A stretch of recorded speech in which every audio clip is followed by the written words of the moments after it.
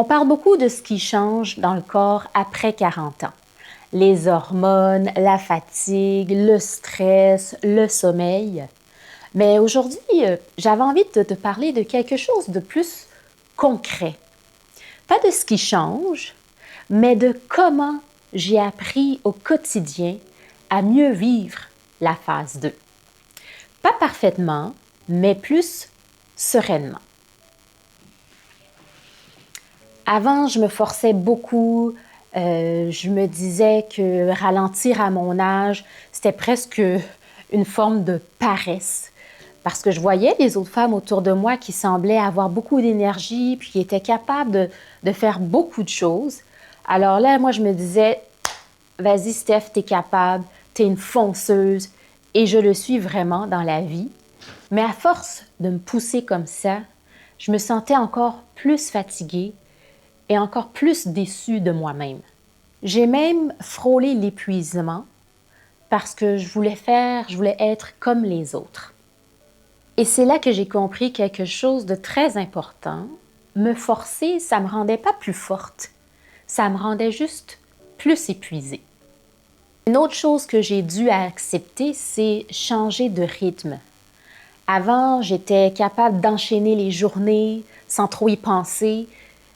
Et là, aujourd'hui, c'est plus pareil.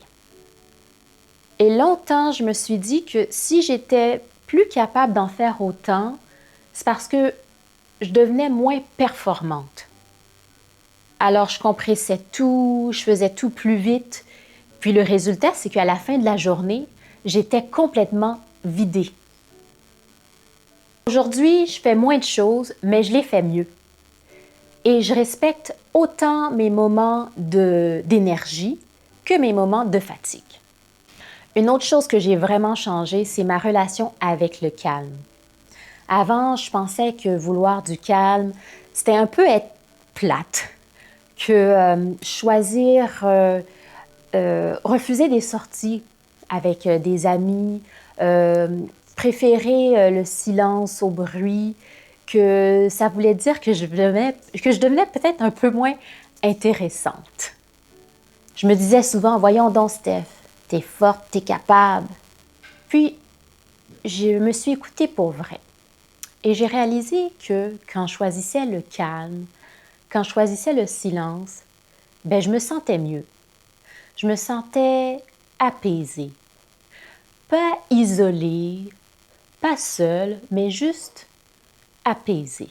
Et là, j'ai compris que le calme, c'était pas un retrait de la vie, mais juste une façon différente de prendre soin de moi. Peut-être la chose la plus importante, c'est la façon dont je me parle. Et j'ai arrêté d'être dure avec moi-même, d'interpréter chaque limite comme un échec. Il y a des choses que je ne peux pas changer, mais ma façon de les aborder, ma façon de les voir, ma façon de me parler, ça fait toute la différence. Mieux vivre la phase 2, c'est pas tout transformer. C'est apprendre à s'ajuster, à mieux s'écouter, à se respecter. Et surtout, d'arrêter de croire qu'on fait quelque chose de mal parce qu'on change. On se revoit très bientôt.